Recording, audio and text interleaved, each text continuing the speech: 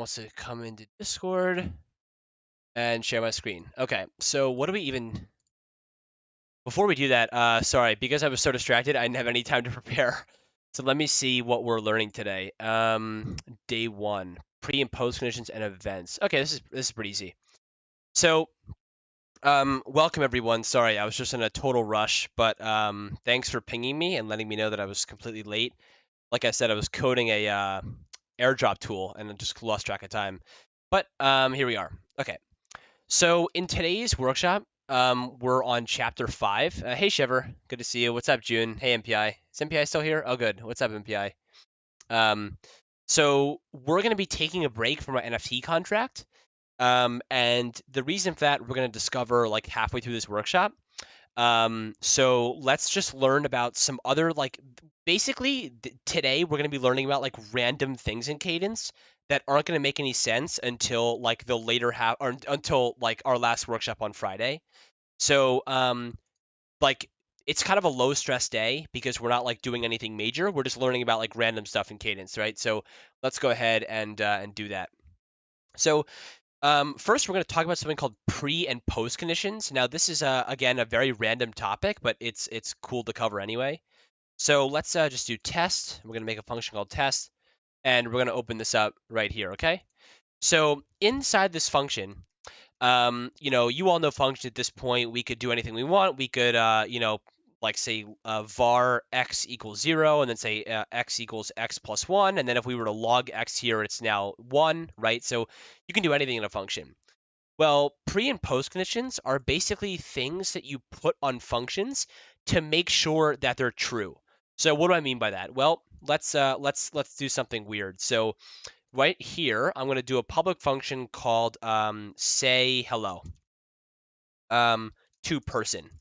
Okay, and this function is going to take in a name. So name string, and it's going to open up this function. And inside here, it's just going to do log hello, comma, space, and then we're just going to dot concat the name like this. And what this is going to do is it's just going to say hello, comma, and then dot concat basically means you take this string and just throw it onto this string. So right now, if we were to pass in like Jacob, it would say hello, Jacob. So let's go ahead and deploy this contract, and let's go to a script and just see what happens.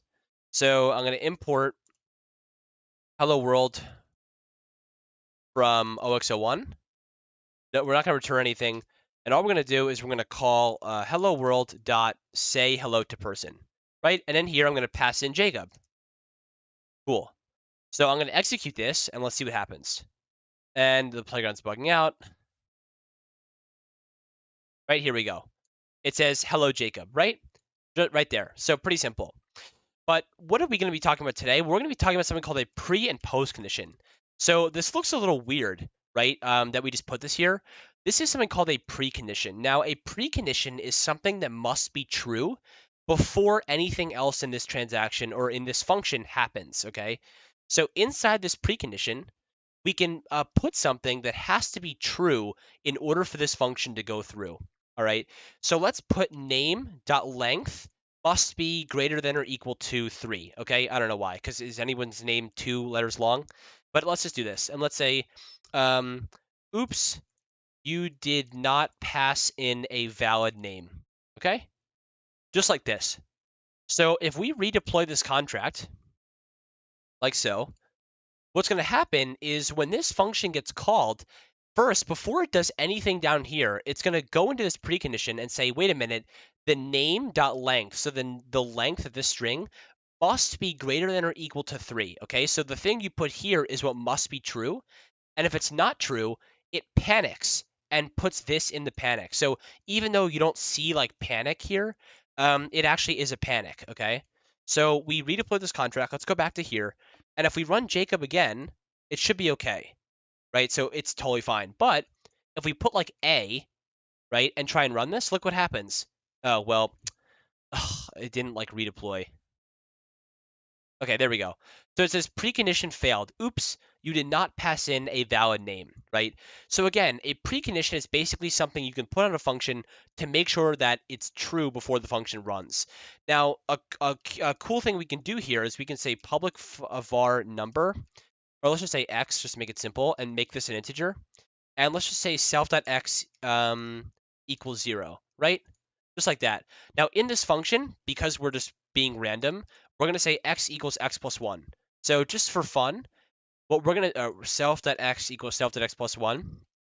Just for fun, inside the say hello to person, we're going to add 1 to x, right? I don't know why, right? I do know why, but I'm going to wait to ask all of you in a second here. So I just redeployed the contract, right? Okay. So right now, x has a value of 0, right? Because we stored it, right? When we deployed the contract, it's in this init function, it sets self.x to 0, okay? Now, what's going to happen when I run this script with Jacob? Well, let's try it. So if I run the script with Jacob, okay, it says hello. I don't know, being so buggy. But what we can also do is return hello world dot x. Well, actually, we shouldn't do this in we can't do this in a script because it's changing the state. So we actually have to do this in a transaction. Let's go to a transaction really quick, and let's paste it in here. So say hello to person, and then we're gonna log hello world dot x. Okay. And it apparently doesn't think that's an actual value. Come on, playground. Okay, cool. So we're gonna run this. We're gonna log. Okay, just like this, right? So let's go ahead and send this. Now what happened is it says hello Jacob, obviously, right? Because we call this function right here. And then in that function, it added 1 to x, so now it's 1, and we can see that here, it logged it, and it logged 1 down here, right? Pretty cool. But who has a guess? What's going to happen if I put in a here? What's going to be the value of x after I run this transaction? Anyone have any guesses? Yeah, and Gail, you're right. It's going to be 1, and the reason it's going to be 1 is because so Raven, I think you have the right idea. But because it's already at 1 right now. So I think So yeah, so Raven, you have the right idea. It's just that because x is already 1, when we run this, it's just going to panic and go back to 1, right? So because this transaction failed, right, because the precondition went off and it panicked, the state of this variable is going to go back to whatever it was before the transaction was run. So in this case, x was 1. We called this function, right? The precondition failed. So when it added 1, it like none of this even happened, right? Because the precondition failed, so none of this was even run. Okay? So it just stayed at 1. Pretty cool, right? So again, a precondition makes sure that something must be true before. Now, similarly, a postcondition is something that must be true after the fact, right? So it has to be true after. So what we can do in here, and you might be thinking, well, why don't we put post condition down here? You don't do that. You can't do that. It's weird, but you put the post condition up top with precondition too. So even if there was no precondition, post is right here. But don't be tricked. Post condition is run after. Okay. So in the post condition, what we can do is we can say self.x has to equal before self.x plus 1. Now this looks a little confusing, but let me just put in here, you did not add 1 to x properly.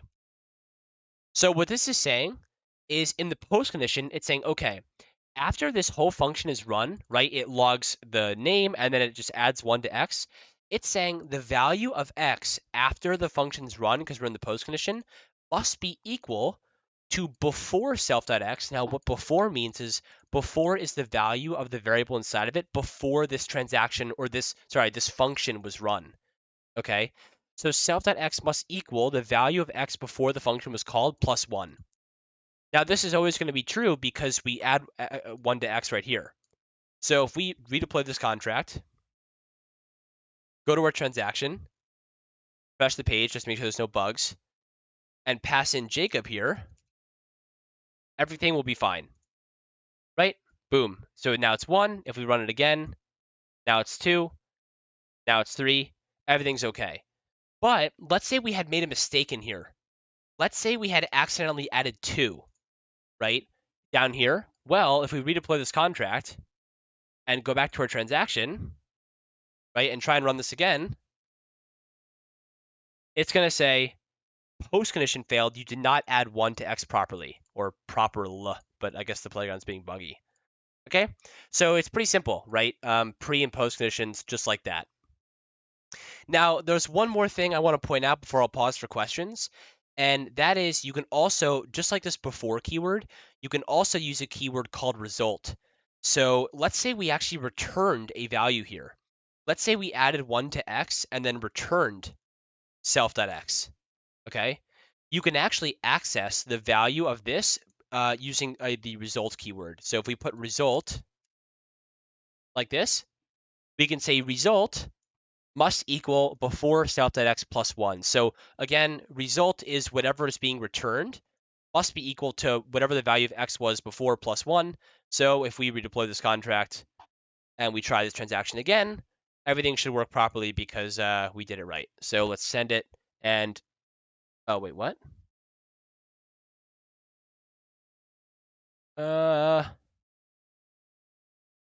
That's not right. Okay, yeah, okay, yeah, Playground's just being buggy. So there it is.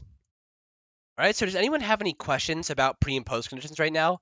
And if the question is, well, when would we ever use this? We're going to answer that in a second here, or most likely on Friday. But does anyone understand like what these are doing? That's all you really have to know for now. And if you don't understand, you can put your questions in the chat.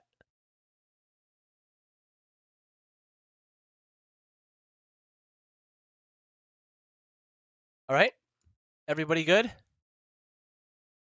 Everybody cool?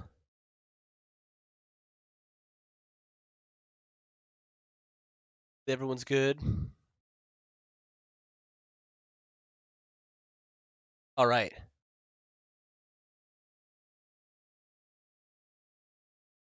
Cool. All right, let's move on to the next part. So for the next part, I'm actually going to go back to our NFT example really quick, because we're going to be doing something with events, but you don't know what events are yet, but we're going to learn that today.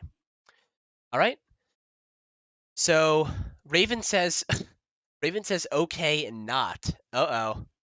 Raven, you doing all right? Oh, still sick. Sorry. All right, cool.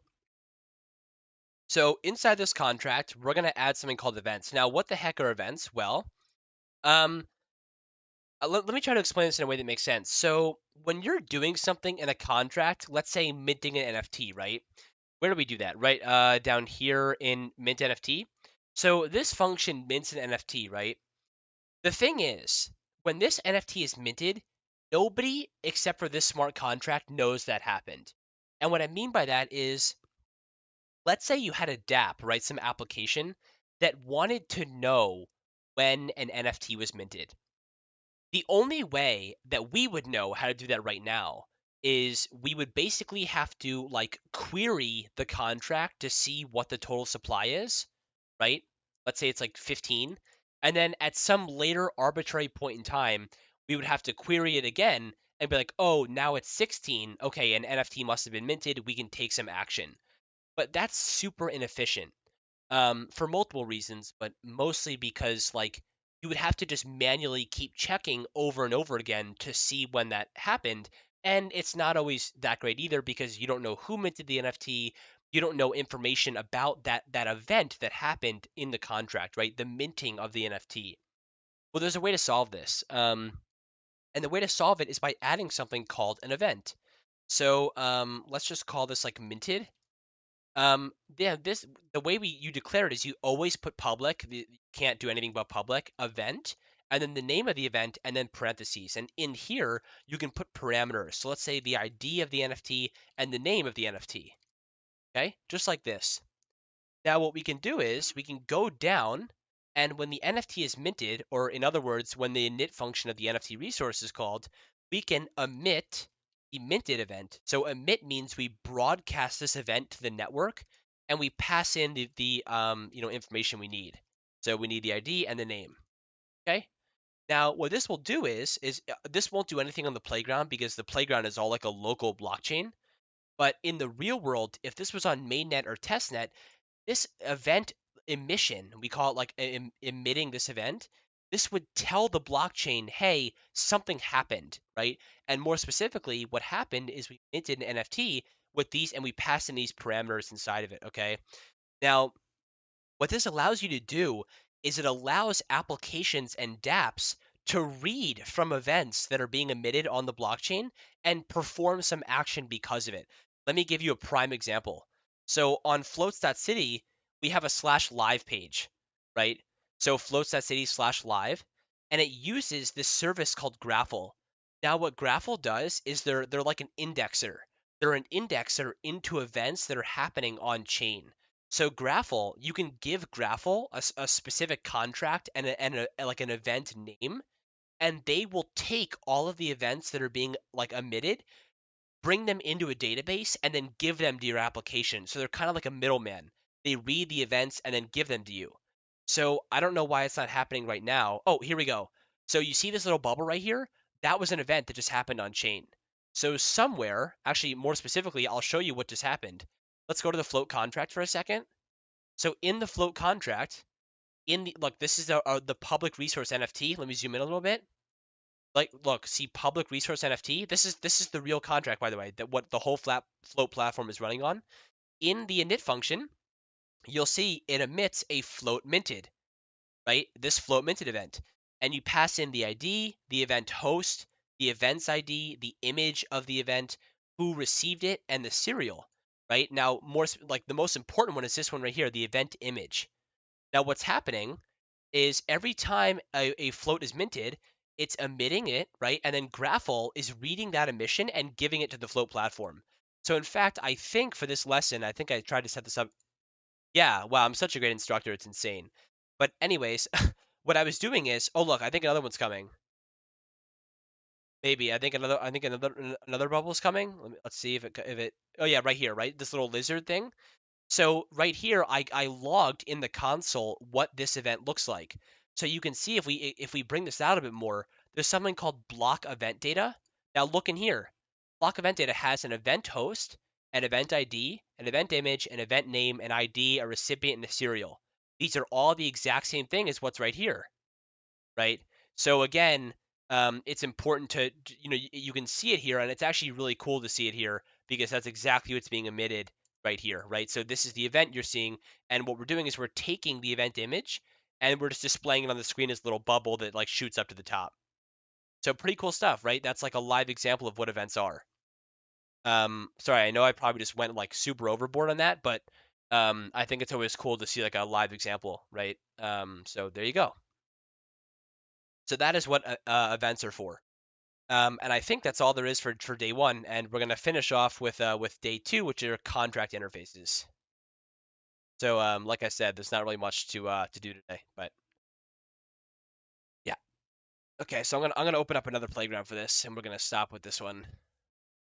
So anyone have any questions on events or like what the purpose is?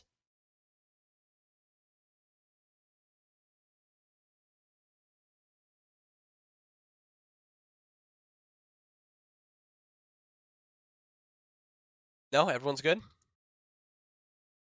Okay.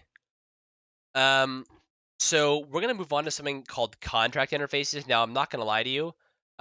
This is probably the most difficult topic to teach, only because at first, like, there's no real reason for them. The explanation will come on Friday. So for now, as I'm teaching this, just make sure you understand like how and what, but not the why. The why will come on Friday. I mean, we'll talk about it a little bit at the end, but it'll really come on Friday. um, Raven changed the not okay to okay, so I'm assuming that everything is okay.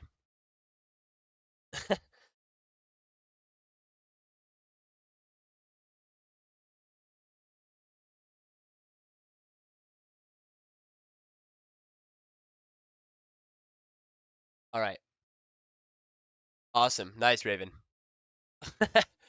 Let's go.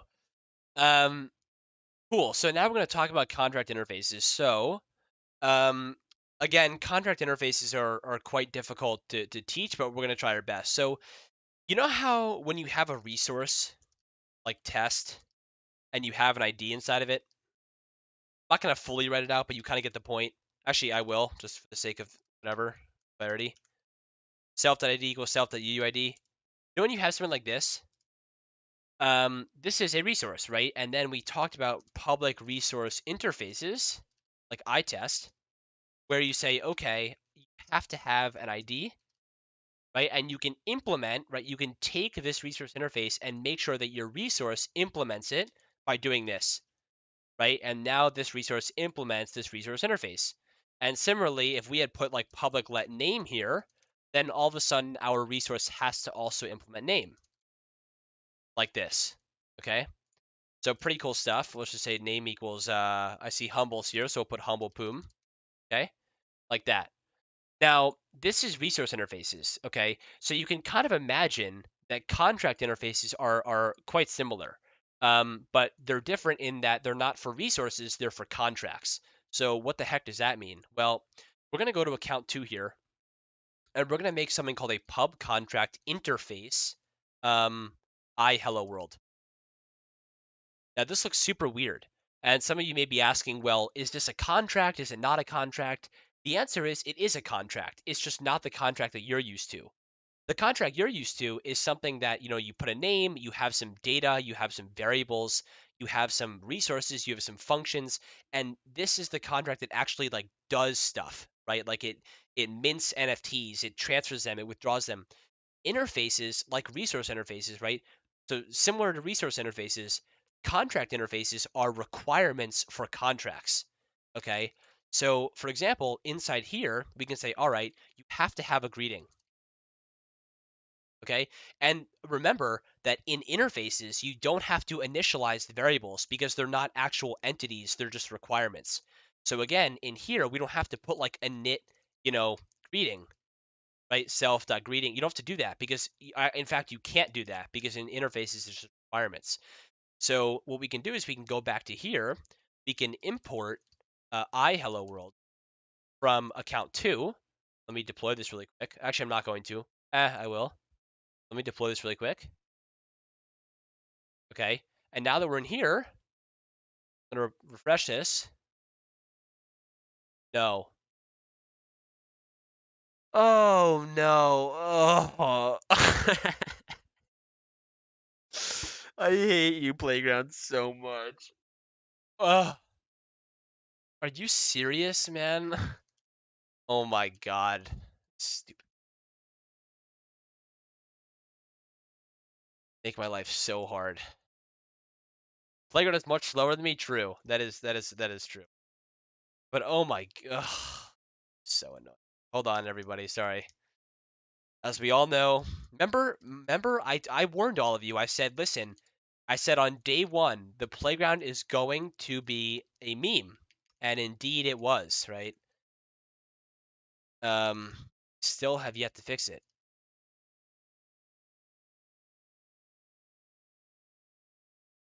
Stop using Coco. I don't know what that means.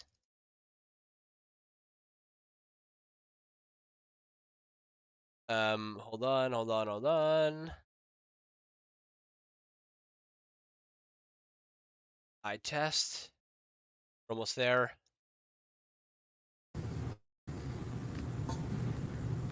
Hello. Right, I'm gonna save this so that doesn't happen again. Import hello world from OX2. Oh, Cortai, do you have a question?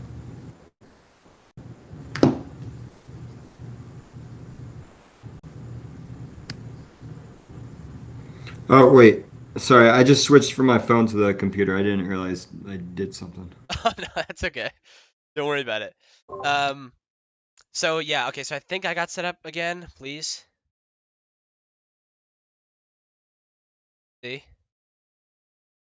Boy. Okay. Come on, playground. Cut me some slack here.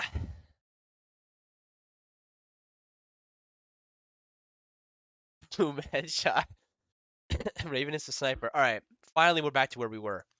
So just to recap, we had a hello world contract, we had a greeting here, we had an iTest, a test, and whatever, okay?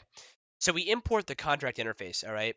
Now what we're going to do is we're going to make sure this contract implements it by doing the same thing we would do with resources, right? So : hello world. And of course, right now we're totally fine because all the contract interface is saying is, hey, you have to have a public var greeting string. And, lucky enough, we actually have one right here. So we're good to go. All right. But let's say we also said, you know what, you have to have a name, or you have to have a lucky number. And the lucky number is an integer. Well, if we redeploy this contract, right? Okay, now we're running into problems. So of course we're not right now because the playground completely is a mess. But if we refresh the page, you'll see that contract hello world does not conform to the contract interface I hello world. And I would ask all of you, what's the problem? But I think all of you probably know the problem. I have faith in all of you that the issue is we don't have lucky number. We have to put lucky number here, and of course we have to initialize it down here. So it's pretty similar to it's pretty similar to resource interfaces so far, right? And indeed, you would be right. Okay, so far we're good. Now we're gonna get into the tricky stuff. The tricky stuff is when you start requiring things like resources, right? Because in a resource interface, you really just require like functions or strings or variables, right? But with contract interfaces, you can require whole resources, right? So or structs or whatever you want. So we can make a public resource called profile, okay, and say, you know what, we have a public let ID, UN64, and we have a public let name, that's a string, all right? So this says, okay, your contract has to have a resource profile, and that resource profile must have an ID and a name in it that's UN64 and string, and they're both let, and right? Okay, so let's redeploy this. Redeploy, boom. So we can go back into here and we can refresh the page, and all of a sudden we have a problem. Contract hello world does not conform to contract interface I hello world. What is the problem right now?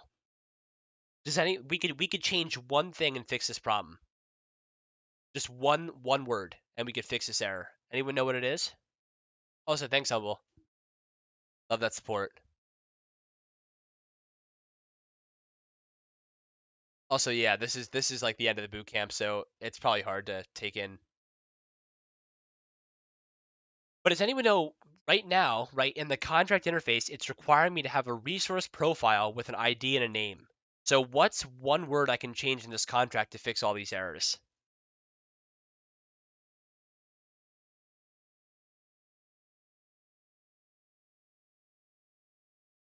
Raven's giving it a shot. Is this gonna be the month that Raven graduates? The world is so hype. Maybe.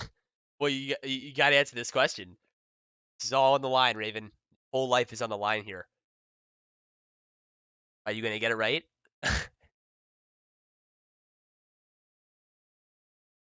Any other saviors in here? Numini, you got any answers? What's up, Numini? Maybe MPR or Courtside got it? Although Courtside already graduated, right? What's up, Numini? Numini, do you know what we can fix here to fix these errors? Or it's just one word? Let's see if Courtside's typing. Maybe Courtside will get it. I'll save that for the next workshop. Okay.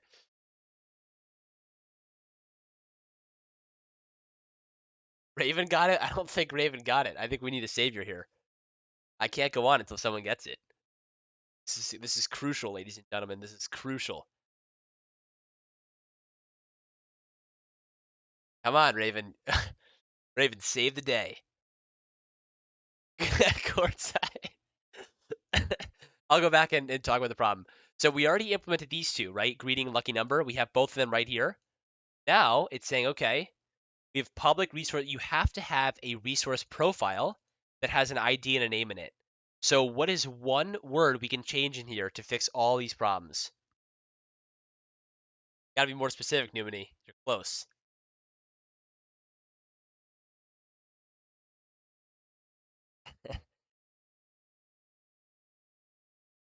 No one's gonna get it? It's easy, guys. I swear. Yeah, it's one word to fix all the problems.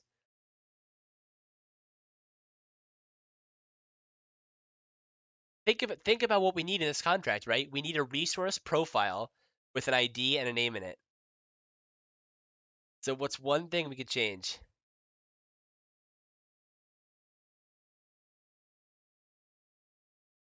Not that courtside. Not the interface. Close though. You're kind of on the right track.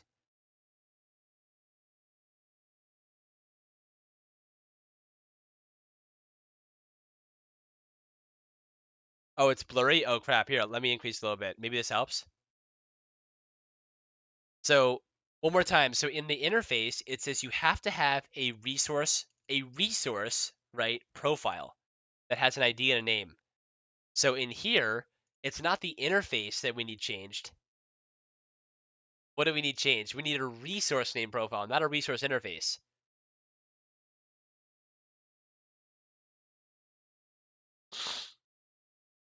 No one's got it? All right, well, I guess I'll have to give the answer. It's this one. Yeah, we changed that, right? Because again, in here, oh, Corte got it right as I said it. Nice. Because in here, it's just saying you need a public resource profile that has an ID and a name. So in here, we just change this to profile, and all of a sudden we have a public resource profile with an ID and a name. Yeah, but you gotta be more specific, Nimini. Because it could have been, I don't know what you wanted to change to profile, you know what I mean? All right, cool. So we fix all the errors. Awesome. Now, let's make things even more complicated. All right. Let's say in our contract interface, we want to say, okay, this profile is going to implement a resource interface. So public resource interface iProfile. Okay. And in here, we're going to say, you know what? You have to have an ID. Just like that. Now we're going to implement iProfile on the profile resource. Okay. So this is the new contract interface. Now things are going to get kind of complicated now. And let me tell you one thing. So with contract interfaces, okay, unlike variables or resources or structs or anything like that, you do not have to copy resource interfaces over to the contract. Okay.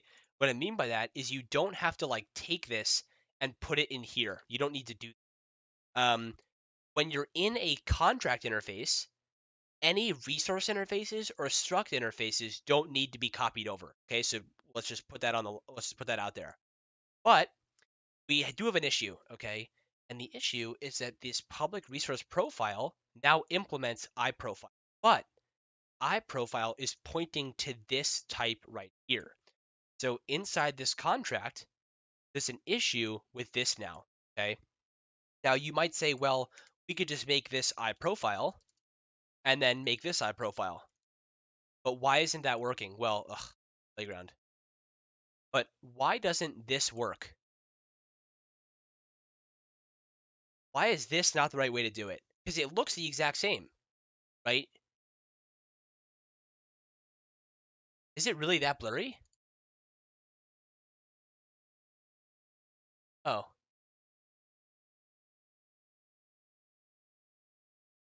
Oh, really? Uh, that stinks. I didn't realize it was that blurry. My audio bad?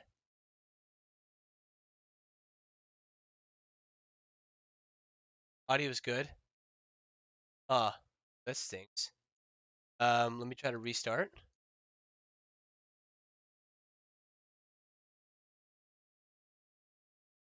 How about now? Oh, MPI can see it well. If that's the case, I don't think it's on my end.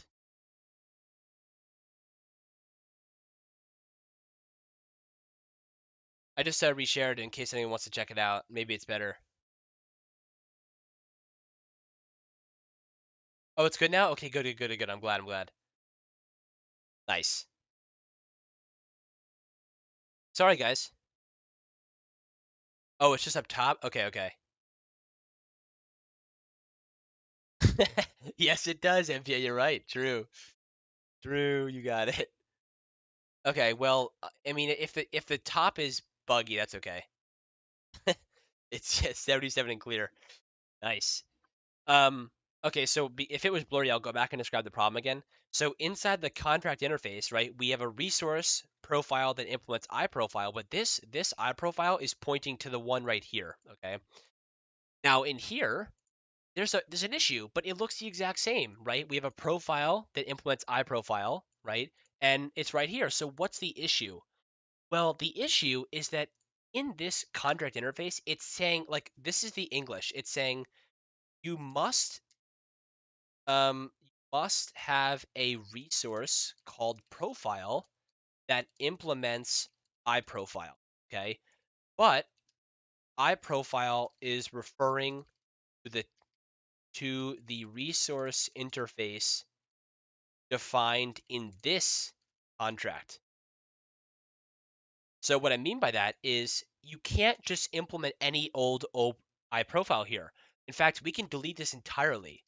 What we have to implement is iHelloWorld.iProfile, and now we're okay. Because again, this is saying you have to implement iProfile, which is this type right here. So in the contract interface, it must implement iHelloWorld.iProfile, which is referring to the one in the contract interface. So does everyone get that? Like it's weird how the types work, but I hope that makes somewhat sense. All right.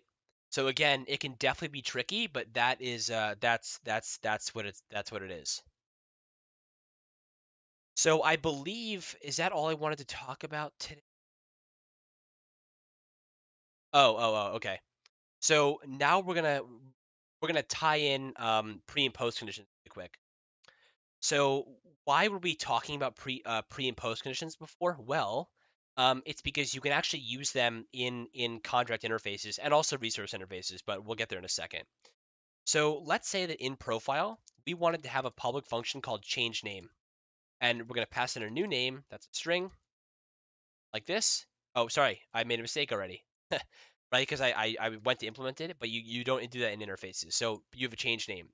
So if we redeploy this contract, go back into this one and refresh the page, now we have a problem, right? And the problem is because, well, we don't correctly implement it, right? We don't have the function here that we need. Let's add change name. That's a new name string. And in this one, of course, we have to implement it. So we can say self.name equals name. Now this has to be var. I messed up. Example because in order to change it, it has to be var. Okay. Now let's just assume that this is good now, right? Because okay, I'll just var deploy. Go back here, refresh the page, and we're good. Okay, so we implement everything totally fine. Now, what's cool is that in contract interfaces, even though we're not allowed to open up brackets, like look, it's telling me you can't do that. What it will allow is if you then put a precondition here. So we're not allowed to do like, other stuff down here, but we can do pre and post conditions. So we can say, all right, new name dot length has to be greater than or equal to 3, otherwise this is not a valid name, right? And it's happy with this. Now, if we redeploy this contract, well, let's try it again. If we redeploy this contract, the cool thing is that, look, we can refresh this page and it still works. So you might be thinking, well, don't we have to bring over the precondition because the contract interface is telling us that? The answer is no.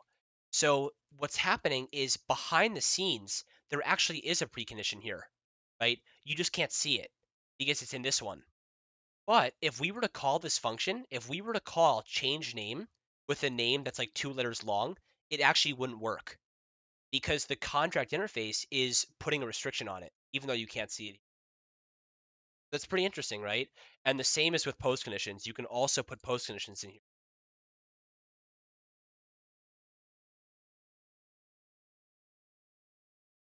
All right. So you can do that too. And I just want to note, by the way, that this is the same exact thing with resource interfaces. So if for some reason you have like let's say in your normal contract, you have like a public resource interface called iTest or something, right? If you had a function called like public function test, again, in interfaces, you're not supposed to do the brackets, but you can do a pre and post condition, and it will work totally fine. Okay,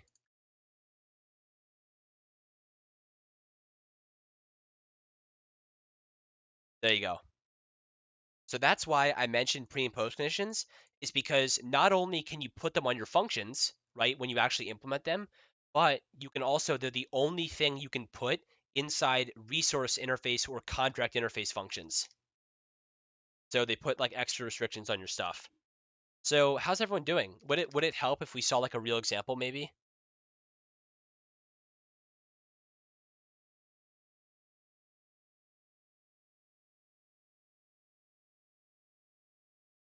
Yes? Okay, cool. I'll show you a real example. Let me bring you to the float contracts. Yeah.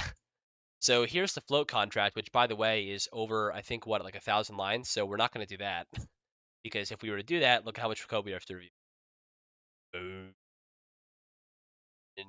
Wow, 1,013 lines of code. That's traumatizing. Um, but let's look at an example anyway. So if we look at the float contract, look at what's happening, right?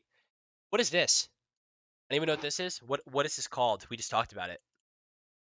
What like what thingy is this? Good, Raven. You're getting ahead of yourself. Raven and Newman, you both know the answer. True, but that's we're not there yet. But you're right. You're totally right. But what's the word I'm looking for? What did we just talk about?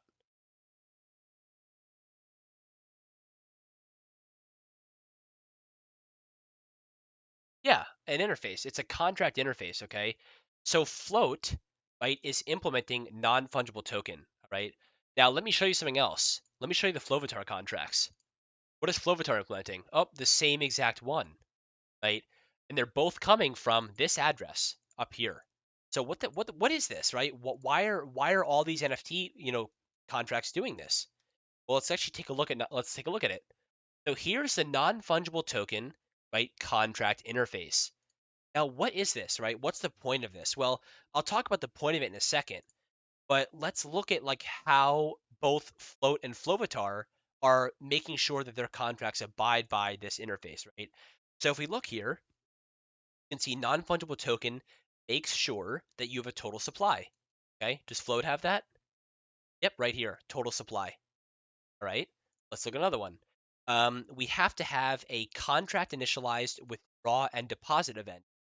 We have that? Yep, right here. Deposit, withdraw, and contract initialized. We have those. Okay. Also, we have to have a resource NFT that abides by INFT, is right here. Okay, let's check. Oh, and also the resource NFT has to have an ID that's ID UN60. Take a look at that. We have that one. Let's scroll down. Oh, here we go. Resource NFT. Oh, it has an ID and it's abiding by non-fungible token.inft. So you're seeing this is a real example of the float contract implementing the non-fungible token contract interface, or as we call it, like Numini and Raven said, the non-fungible token standard. So what does that really mean? And like, what is a standard used for? Well, the reason for contract interfaces, like we're kind of talking about the why now, the reason for contract interfaces is because they act as standards. Now, what that means is, there's a bunch of contracts on the Flow blockchain, but there's something that makes a contract a NFT contract, and that is implementing the non-fungible token standard. Because what it does is like, what's the point of this contract? The point is that it standardizes the way that we can view and interact with NFTs. So if we look at this, right, the non-fungible token standard is saying you have to have a resource called collection, right, that implements these resource interfaces. And in addition to that, it has a deposit function, as a withdraw function, it has an owned NFTs variable, all that stuff, right? So the reason that this is standardized is because I want you to imagine that there's so many different NFT projects in the Flow ecosystem, but there's one thing that makes them all similar, and it's the non-fungible token standard. Now, what that allows you to do is interact with all these projects, right, regardless of how they're implemented, custom metadata, custom functions, actions, whatever each project does. Either way, you're always going to be able to call a withdraw function on all their contracts. Similarly, you're always going to be able to call a deposit function on their contracts. And once again, you're always going to be able to call get IDs on their, collections. Now, this is again a way to standardize, you know, how you view and interact with certain NFTs in the blockchain. That way, even if, you know, there's so many different NFT projects, you always know you can look at them in some similar way. All right. So that's what I hope to get across in today is that, again, even if it's float, if it's Flovatar, whatever it may be, they all have a total supply, right? They all have a contract with deposit, withdraw, that kind of thing.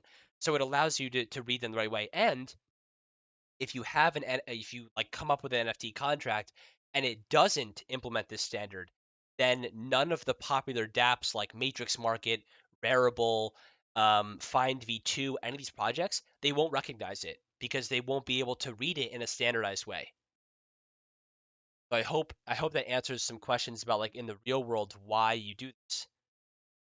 So Numini says, what is Resolver? That's a good question. That's a really good question. So we're looking, I think you're talking about this right here. What is this? Well, this is something that's come about in the last, I'd say like 6 months or so, in an effort to standardize metadata.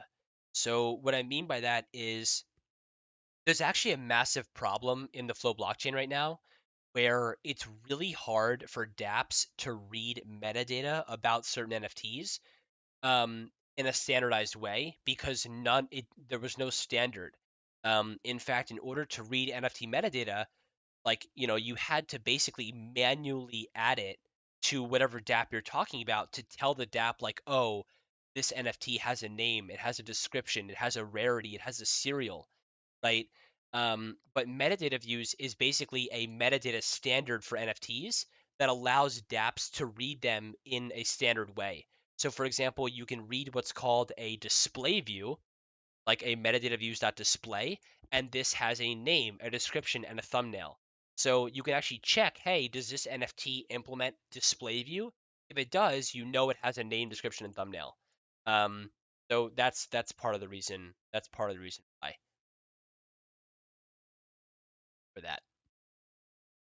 All right. So what we're going to be doing on Friday is we're going to take our NFT contract and we're going to make it an official contract on the Flow blockchain by implementing the non-fungible token standard. And if you want to read more about what standards are, this is a really good section to do that. So contract interfaces as standards. I would definitely check out this section. And in fact, I'm going to link it to all of you right now in the chat um, to read this because it gives a much more clear explanation and concise explanation about why we implement this thing.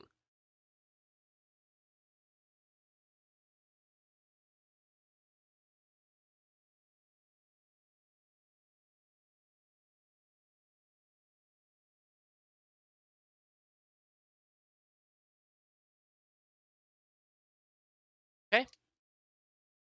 Well, beans, ladies and gents, that's all I have for you today. So even though I was 10 minutes late to the party, I was still able to get it on time. Also, anyone like the new Float homepage?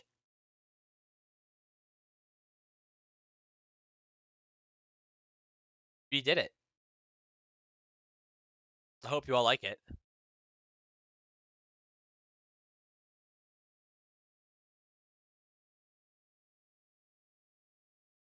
MPI, I think so. Does use case for floats can be used by any? So yeah, we actually down here in the POAP versus float section. I love this section.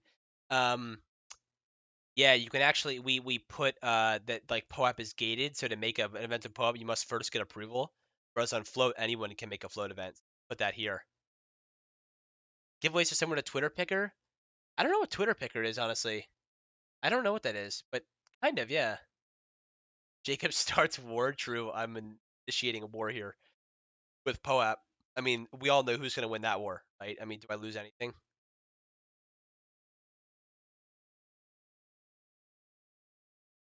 We can even do like a little raffle right now.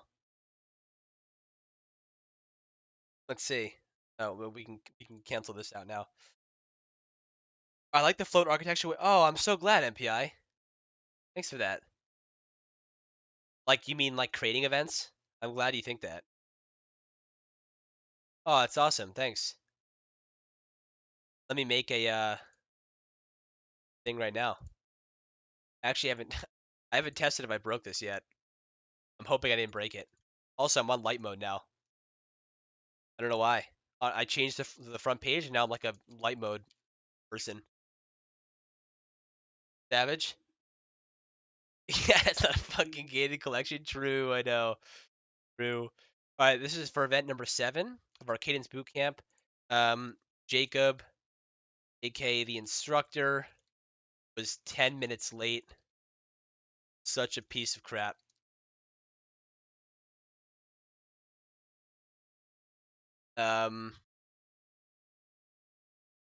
It's a special one, everybody.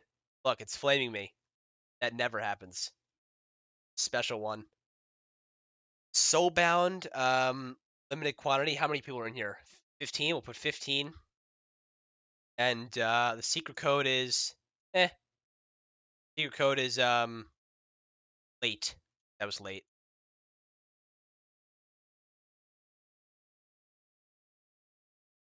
Light mode is better for me now too. Nice. Maybe maturing is realizing that light mode is actually better. Should we make that like a meme? What's the soulbound? So soulbound basically means that the floats can't be traded. So that's another reason why it's better than POAP, by the way, because on POAP you can just anyone can transfer to each other, but on float the event host can decide if the people that claim it can transfer them or not. So anyway, here's the event. Claim it. The code is late. And also the other cool thing, MPI, by the way, is that the event owner can toggle that on and off at any point. You can press this button at any point. Yeah, exactly, MPI, right? Like proof of attendance shouldn't be traded, and that's why we actually allow you as the event creator in the admin dashboard to decide that. And you can toggle it on and off at any point, which is pretty savvy.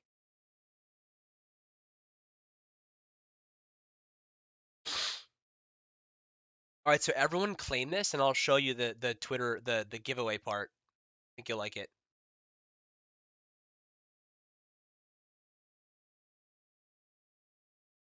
Also, does in Discord work yet, Raven? Do you know? Let me check. Still broken? Oh yeah, it's broken.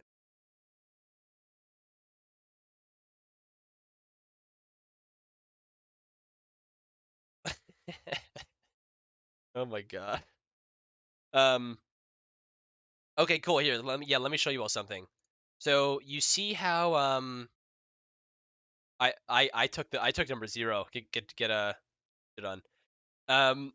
So okay, so 8 people have claimed it, right? So look at this, right? If I go into Discord and I do slash float random. So if I type in the event host, which is jacob.find, the event ID, which is right here, right? And then I do the number. Let's say I want 3 winners. I'll do it public so you can all see it. If I do this, then it'll show the 3 winners. So pretty cool, right? Oh my god, I won. Nice. Oh, and Raven won too. Wait, who's C? So rigged. So rigged. Wait, but who's this? Who's this person? They don't have an Emerald ID, so it doesn't know their Discord. They're sneaky. Which one are you sneaky like that? All right, let's try it again. Who's gonna win this time? Who's gonna win this time? Yo, I'm just the winner out here. It's so rigged. Wait, is it actually rigged? Wait, please tell me it's not actually rigged. Oh, okay, it's not. It's not. It's not. I lost time. Not rigged. So who won this time? Crypto Chica and June. Nice, guys. Nice. That's dope. It's pretty cool, right? I'm telling you, utility, baby. Let's go. What else can we do? June with the eye emoji. Um, we can verify. Oh, you want? Okay, here. How about this? All right. This is what I'm gonna do because I'm so bored and I don't care anymore. Let's make a role called Ultimate God. It's gonna be bright yellow. Okay. Actually, no. It's gonna be what color do you want it? Bright purple. Okay. And it's gonna go um Ultimate God. All right. So let's go back. And Ultimate God's gonna go up here. So if you have Ultimate God, you're a legend, right? I'm gonna make it so that we're gonna do slash float verify. We're gonna put in this event ID, And the role is Ultimate God. All right, everyone, get your role. Get your role. Nice, guys. Yep, Ultimate God. Oh my God. Come on, courtside, get your role. The Flunk's backpack claim process was so seamless. Oh yeah, I know, right? Oh, you don't courtside? Well, courtside. Well, courtside. Which No, that's the one we just claimed. Is it not? That's the one we. That's the one we just claimed. Well, courtside. Which one did you? Which address did you claim it with? Is it the same as your Emerald ID? Also, by the way, don't worry. I'm gonna delete this in like 10 minutes anyway. But oh, you didn't claim with the same one. Well, let's check it out. Courtside. So if we right-click your name here, click Apps. Oh wait, I can't do that in here. If I do /identify and click courtside, then oh, courtside. It's because you haven't connected your Blockdo wallet to your Emerald ID yet. You should connect it. That way you can start verifying with your Blockdo wallet. I hate Blockdo. Yeah, but you just claimed it with Blockdo, so you got to verify yourself. Also, Numini, yeah, that's like an account error. The best way to fix that is just to refresh the page and try again. Yeah, in order to actually use it, like in order to actually get like a verification, you have to connect it. Yeah, Numini, I don't know, it's bizarre. It's something wrong with the chain. Like the chain hates your account.